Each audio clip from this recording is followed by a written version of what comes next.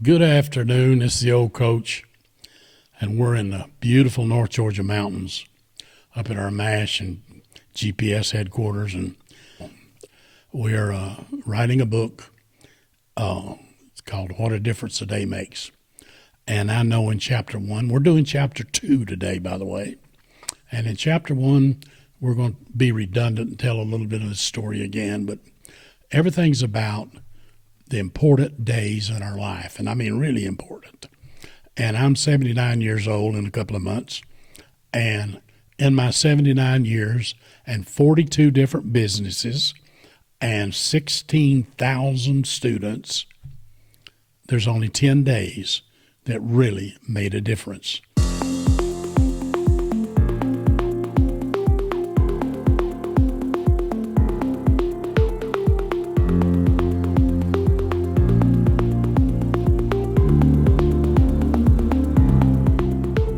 I've lived my whole adult life as a salesman and a marketer.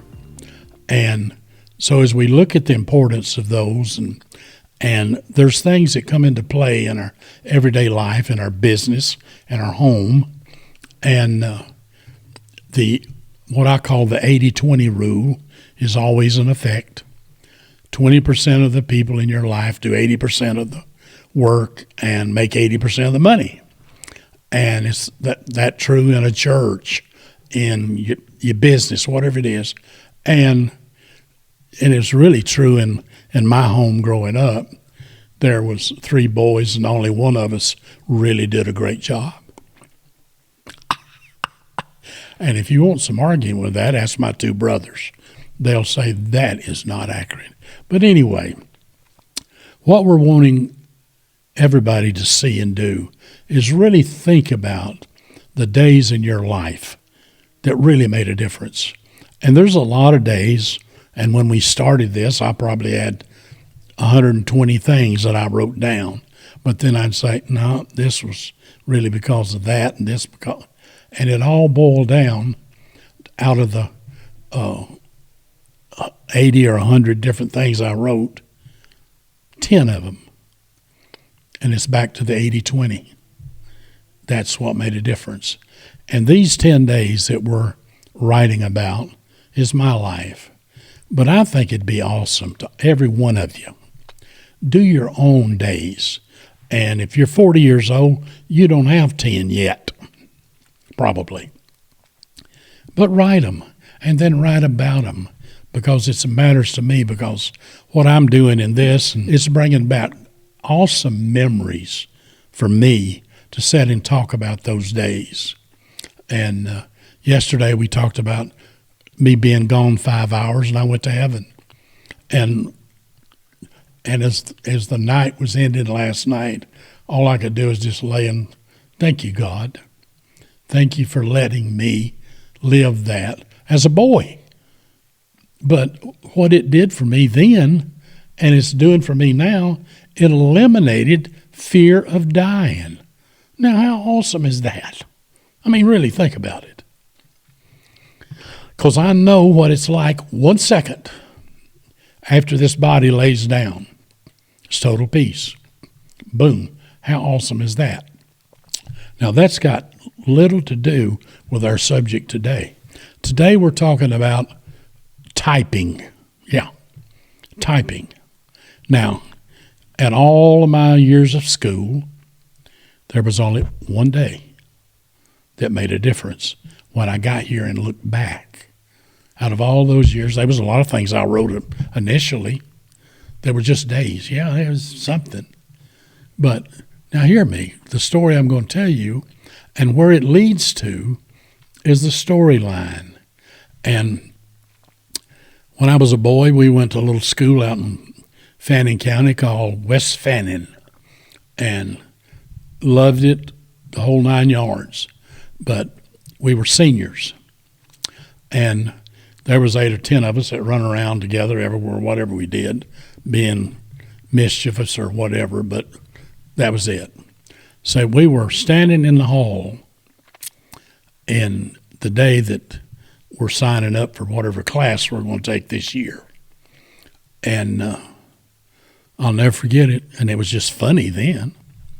But out of Principal Dunn's office walked Miss Smith, and she was our typing teacher, and everybody loved her. I mean, no guys took typing much, but she was the teacher. Now, her husband, Mr. Smith, was our shop teacher. So the two of them were awesome in the school. And then that day, and we was all just standing there like a little huddle, and I don't remember who it was, said, let's take typing. And it was a laughing, okay, let's do. Yeah, let's do. So all of us signed up for typing.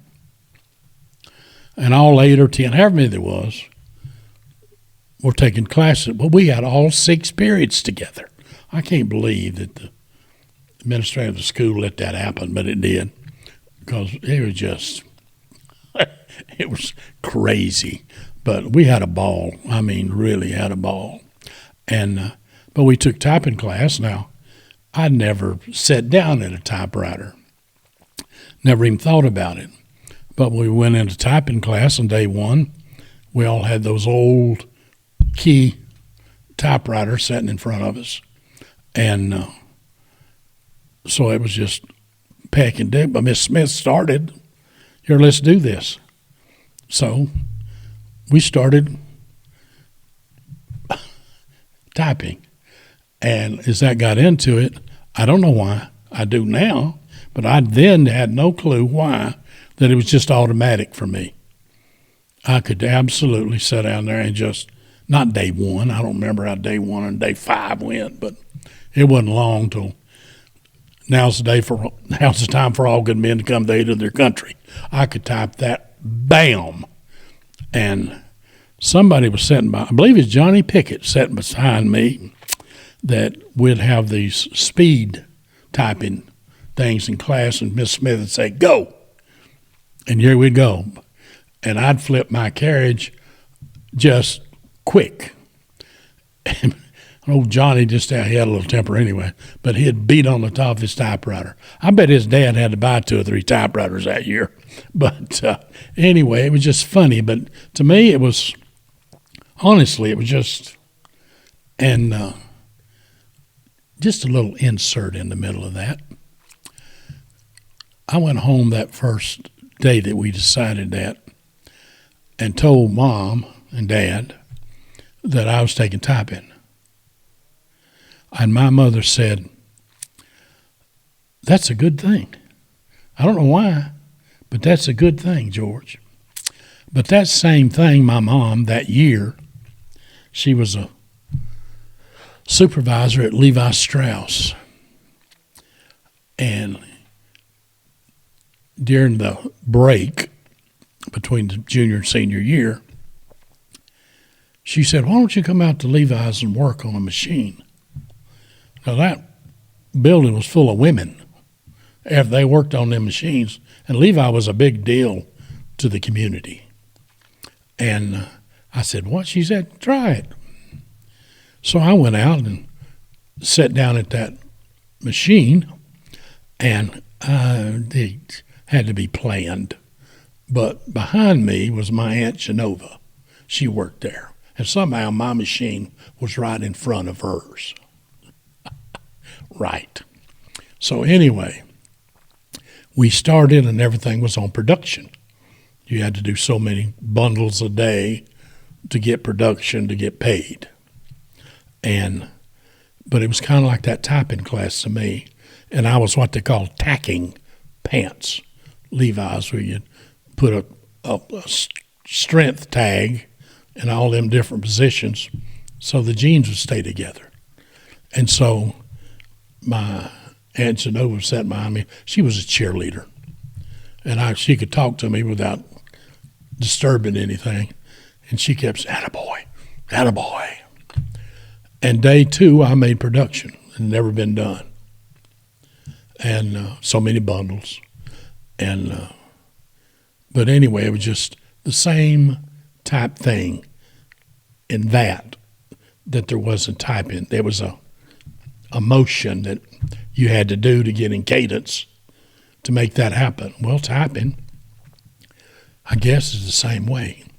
And but anyway, we got into the class and was there for a while. I'll never forget this. Miss Smith told me to stay after class one day, and it's probably 2/3 of the way through the senior year. She said, "You're really good at this, and I'd like for you to go to state and enter the state typing contest, and because you're typing close to 100 words a minute." I said, "I ain't going to go do no. That's sissy." And that's how we thought. Typing was something you just... So I didn't do that. But looking back on it, wish I had, but I didn't. But so as that evolved, and you think about, in my life, the difference that us standing in the hall and Miss Smith just happens to walk out, and we all say, "Let's take typing." Now, and if you're reading this or hearing it, whatever it is, that's boring so far. But fast forward 2.5 years, and that's where this story begins. Because without that, the other part of this story wouldn't and couldn't have happened. And it was very important to my life that this part of the story happened. And I was in Vietnam, and I was with the 173rd Airborne, which I'm very proud of. And we saw a lot of combat. In the first 6 months that I was in Vietnam, and I got there in March of 67 and left the last day of March of 68. But the first 6 months, we had a lot of firefights, and this old North Georgia boy was scared a lot of times. And in there understood listening and trusting God. Because, yeah, we laughed and cried and all that stuff. But when it gets down to the serious part of anything, it's just you and God. And that's the way it was in the jungle, in them dark, spooky nights, me and God. And there's that comfort. There's all that stuff. And about halfway through my year, we had several battles in there, but the last one, the major battle that I was in, was called the Slopes, and that was just the name we had and it was serious. I mean, it was nasty, and in my life, I've had over 6,000 employees, and most of them salespeople or wannabes. So I had a lot of sales meetings. And I relate what I'm about to say to you in just about every one of those meetings, because at the end of those meetings, I would always make this statement. Whatever bad is happening to you right now, however mad you are at your wife, da-da-da-da, whatever, is just inconvenient compared to getting shot at with a machine gun. Now, and the story that I'm telling you right now on the Slopes was my last encounter with a machine gun.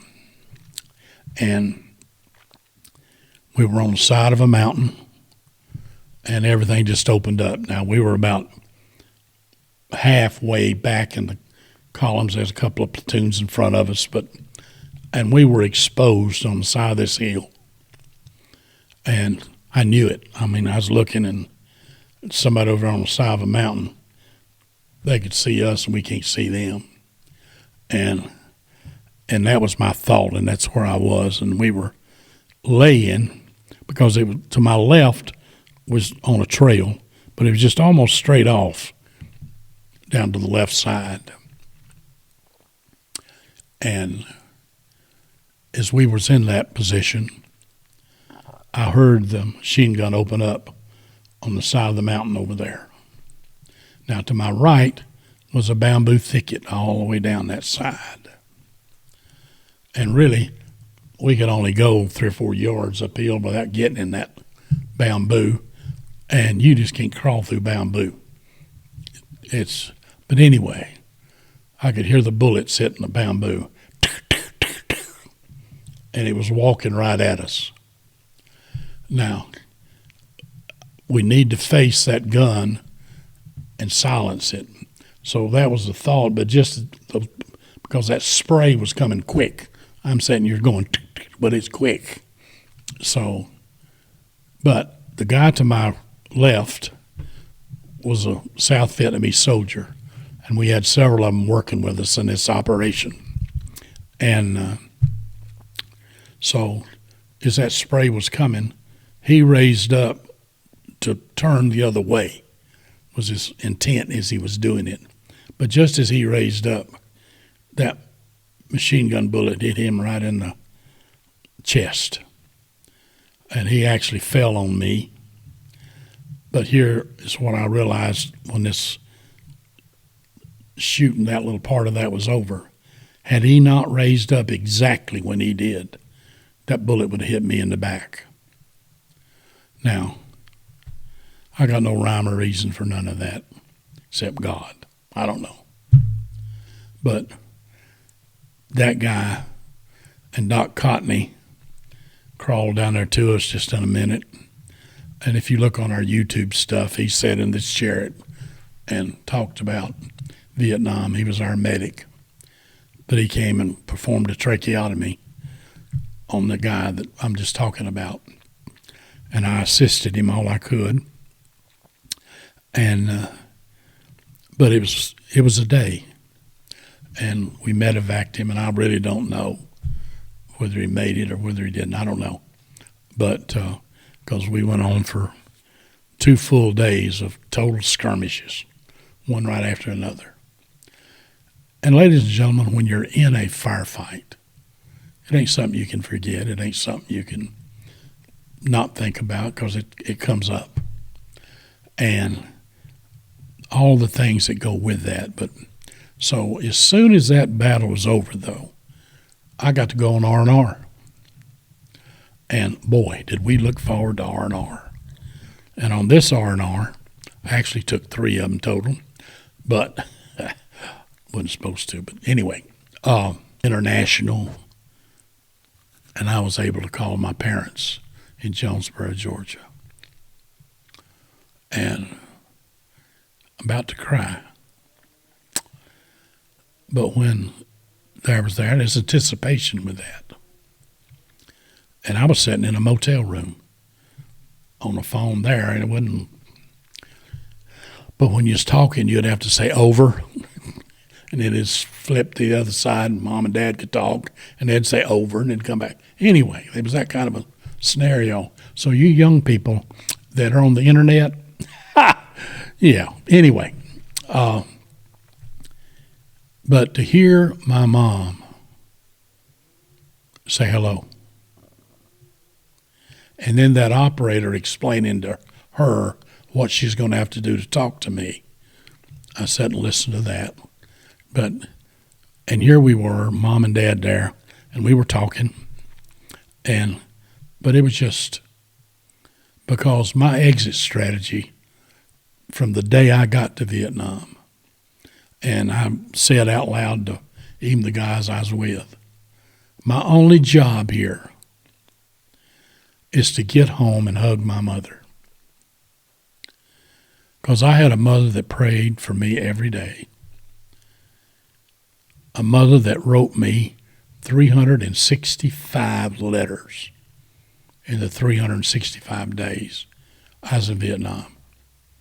Now, I didn't get them in order. Sometimes I'd get 20 at a time. But it was that awesome to be able to. And the real R&R, that's rest and recoup. Yeah, we had a week of fun chasing women and whatever.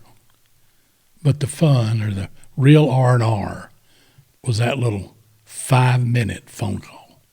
And they restricted it to so many minutes. Seemed like it was 5. That's all you could talk, because there's soldiers everywhere trying to do the same thing. But anyway, it was truly a difference. Now, I'm getting on a plane and going back to Vietnam. And the last thing that happened to me going the other way was I come out of the jungle right after that firefight, got on a plane, and went to Bangkok. Now, I'm about to go back into that and go right back into another combat situation. And I knew it because we were in the Central Highlands. It was nasty.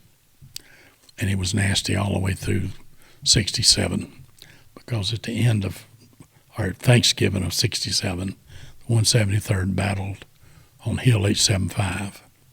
And if you get a chance, look that up. It was one of the bloodiest, nastiest things in the war. Anyway, I said that for this next sentence. When I landed, and we landed in Saigon and then got up to where the company was, and the headquarters at that time was in Bien Hoa.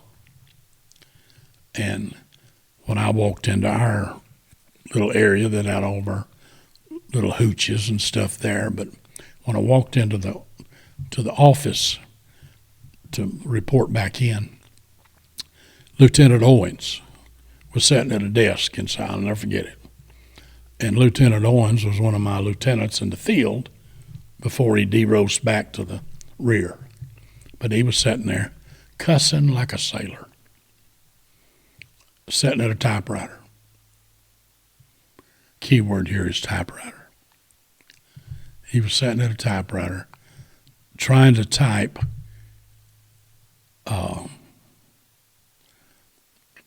awards to soldiers that were going to get a Purple Heart or a Bronze Star or something. He had to type that. And I just walked in, put my hands on his shoulder, and as we're looking over his shoulder, watching him hunt and peck. And I said, "What are you doing?" And I can't repeat exactly what he said, but in essence, I am trying to type these out, and I've got a deadline. They've got to be. And he told me a little story there. And I just simply said, "Get up." And he looked up at me like I was ready. I said, "Get up." And he got up, and I sat down, and there was the stuff on the side, and I went to typing. He said, "McGill, nobody knows you could type." I said, "Okay. You know it now." He said, "You've spent your last day in the field." I'm going to repeat that. He said, "You spent your last day in the field." Now, inside me, there was two sides of it. This ain't fair, because all my buddies out there. So I typed, and they assigned me to headquarters. Typing, but I was also attached to S1, which I would go back to the field, but I'd go get reports on wounded and dead and help deliver supplies. Did a lot of choppers, but nothing like a firefight. And 3 days after I returned, my company, basically, or my platoon, got wiped out. There was 2 or 3 men left alive. And I believe in all that's in me that had I not taken that typing class back in the halls of Westphalian, I'd have been dead that week. Now, that's what a difference a day makes. And you can't see it going forward. You have to look back on it. And as I said and look back on that, it's bittersweet. It's a lot of things. But but for God. And it's amazing. But when you get 79 and look back on it, and see, I just made a statement. When you get 79, had it not been for that one day in West Fannin High School, Miss Smith's typing class, I wouldn't have reached 79, 69, 59, 49, 39, 29, 25, 24, 23, 22. I'd never reached.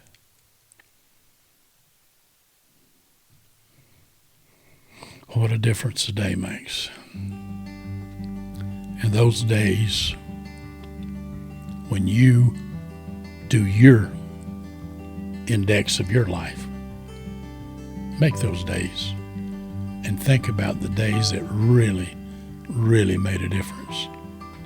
We're going to talk more in our next chapter about how I got drafted and how we got there, and some of this story will certainly be redundant, but that's okay.